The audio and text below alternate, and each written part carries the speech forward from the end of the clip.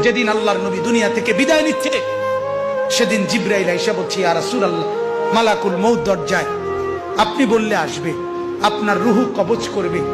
আল্লাহর নবী বলেন, আল্লাহকে জিজ্ঞেস করো জিবরাইল, আমি যদি আমার আল্লাহর কাছে যাই, আমার উম্মতের সাথে আমার আল্লাহ কি আচরণ করবেন, ওটা বলো, তারপরে আমি যাব।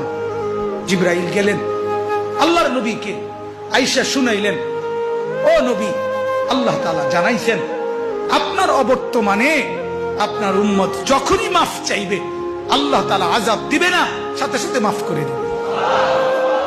আপনি যেমন মাফ চাইছেন, তখন যেমন মাফ করছে, আপনার অবর্তমানে আপনার উম্মত নিজে নিজে মাফ চাইলেও আমি আল্লাহ মাফ করে দেব।